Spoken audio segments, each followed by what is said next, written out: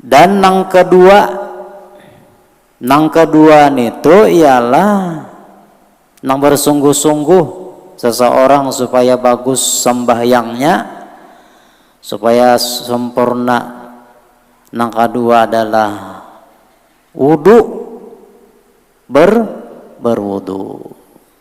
berwudu itu ya kah diawali dengan niat kita mengikut Nabi, ya kah, mengikut Nabi.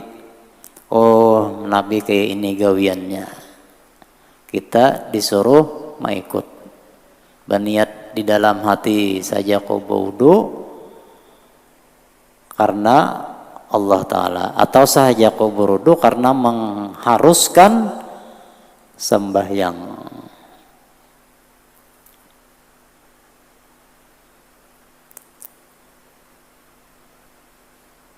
Membasuhnya pulang pas-pas, mulai nang dari tumbuh rambut sampai ke bagian sini, pas-pas, liput-liput. Jangan asal-asalan wudu.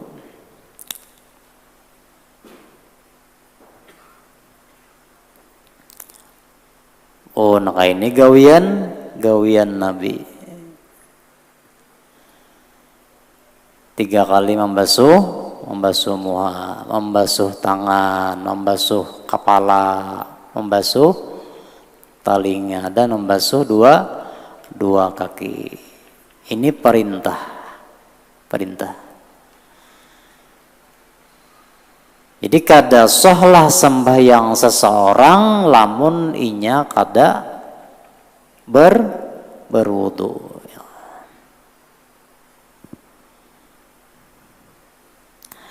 Karena sabda Nabi kita sallallahu alaihi wasallam, la salata illa bitahurin. Artinya tiada sah sembahyang itu melainkan dengan bersuci daripada hadas dan najis. Jadi kada sah, ujar Nabi kita, sembahyang itu melainkan harus bersuci atau berwudu. Inilah hikmahnya Allah Ta'ala menjadikan wudu ketika kita berniat, ketika kita membasuh muka, membasuh tangan, membasuh kepala, membasuh telinga, dan membasuh kaki, suci. Coba kita pikirkan, suci kayak itu aja suci. Suci zahir. Suci. Allah menyucikan. Sampai-sampai ada di hadis Nabi, orang yang memelihara wudu itu ya kah di dalam 40 hari maka dia selamat daripada yang lainnya. Dibaguskan Allah Ta'ala. Diberikan oleh Allah Ta'ala cahaya di wajahnya dan di hatinya. Qad aflaha man tazakka wa zakara asma rabbih fasalla. Sungguh beruntunglah orang yang menyucikan dirinya, menyucikan jiwanya. Jiwanya, dirinya bersih, suci, dan hatinya pun juga menjadi suci, disucikan hati.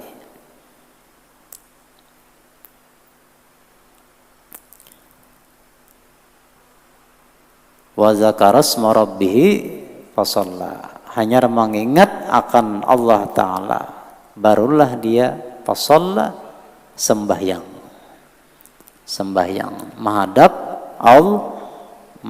Allah. Karena sembahyang ini hubungan antara hamba dan Khalik, sang pencipta. Jadi hendaklah di hadapan Allah Ta'ala ini kita baguskanlah. Jangan asal-asalan. Jadi hendaklah kita usahakan lahirnya itu bagus, zahirnya itu bagus pandangan, dan hati kita bagusi juga kepada Allah. Disebutkan oleh Nabi kita, inna ahadakum yunaji shalla rabbahu. Sesungguhnya salah satu kamu itu apabila sembahyang sebenarnya kamu bermunajat kepada Tuhan kamu. Bermunajat kepada Tuhan kamu. Jadi jangan sekadar kita sembahyang ini untuk menggugurkan fardu aja, jangan. Walaupun kadang kita untuk menggugurkan fardu juga tetap wajib. Ya kalau tetap wajib. Jadi hendaklah kita bagusi sembahyang kita tingkatkanlah sembahyang kita. Karena ini di hadapan Sang Maha Pencipta, Maha Khalik. Imam Ghazali menyebutkan sembahyang itu seseorang hamba itu ada beberapa macam. Ya. Ada yang orang itu sembahyang sekedar menggugurkan sembahyang kewajiban aja, ada juga. Ada yang sembahyang lagi sekedar ya kah menggugurkan kewajiban juga. Syarat sahnya dia mengetahui, tetapi hatinya bolong kepada Allah. Ada juga. Ada juga seseorang ini pas sudah syariatnya ya kah? Pas sudah syariatnya, tetapi dia lupa dengan gerakan yang mulai alif hamzah Allah Akbar sampai baca Fatihah sampai salam, lupa kepada Allah. Ada juga. Nah, yang mana kita ini yang memberi itu adalah Allah Ta'ala. Nah, mana kita. Sedangkan ujar Tuhan, fawailul lil musallin. Kenapa? Celakalah bagi orang yang sembahyang. Nah, ini kenapa jadi sembahyang ini? Celakalah bagi orang sembahyang.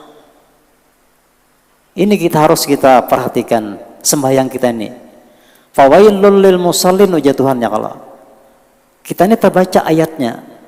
Celaka bagi orang nang sembahyang. Sekalinya sembahyang mana? Alladzina hum apa itu fawailul lil musallin alladzina hum an salatihim sahun. Bagi mereka yang sembahyang itu lupa kepada Allah. Lalai. Nang sembahyang aja kita bisa celaka, apalagi nang kada minta. Jadi kita mengharap bukan sembahyang kita nang memasukkan ke surga kada, tetapi dengan kita sembahyang tadi itu mengharap rahmat Allah. Mengharap rahmat Allah. Terserah kita nanti masukkan kemana, ke surga ke neraka. Kita harapan kita karena masuk surga dengan rahmat Allah. Dengan rahmat Allah. Yang penting kita mengerjakan tugas apa yang diberi Tuhan, sebagaimana Nabi juga diberi Tuhan, kita kerjakan juga. Inilah syariat. Inilah syariat. Dengan tarekat mengamalkan akan syariat tadi. Jadi supaya kita puas, maka hendaklah kita dengan mengamalkan itu tadi, hendaklah kita ikat syariat kita dengan hakikat supaya bujur nyaman kita, asik kita, sembahyang kita asik, waktu kita beramalan itu asik, kada apa bahasanya nih, kada garasah garusuh, kada apalagi kada genah bahasa kada genah, nyaman lah, itu nyaman. Jadi orang-orang nang lalai, orang nang lupa. Jadi mudah-mudahan kita ya kah, kita selalu diberikan Allah Ta'ala itu baik di dalam sembahyang kita. nya selalu digerakkan, selalu dirancaki hati kita ini melihat daripada perbuatan Allah supaya selalu menampak, supaya selalu bakal lihatan ya. Namun kita sekadar lahiriah aja, nah ya, mudah-mudahan kita paham nanti sudah, mudah kita paham ya Allah. Karena apa, sembahyang tadi adalah seperti kita seakan-akan kita makam ihsan, di makam ihsan. Ada juga orang itu, seseorang itu sembahyang ketika menghadap Allah Ta'ala, ketika menghadap Allah Ta'ala dia melihat bahwasanya ini perbuatan Allah. Ada juga, jadi masing-masing. Ada juga yang sembahyangnya seseorang itu ingin menyaksikan Allah.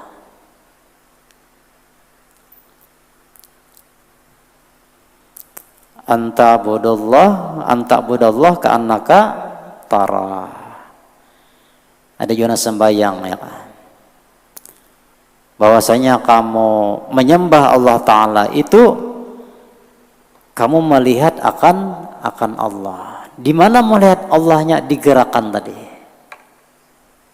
kenyataan Allah, kenyataan wujudnya Allah. Mana Allah Ta'alanya kada kelihatan, tapi nampak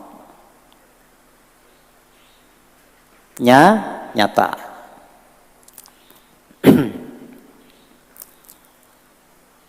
Amun kamu kada kau melihat, ujar Nabi, amun kamu kada kau melihat, maka seakan-akan Tuhan yang menyaksikan engkau. Makamnya makam muraqabah. Bila kita rasa kada kau melihat, seakan-akan Tuhan yang melihat kita. Nah itu muraqabah. Tuhan yang melihat kita. Jadi kita seakan-akan sembahyang ini dilihati Tuhan. Muraqabah orang itu.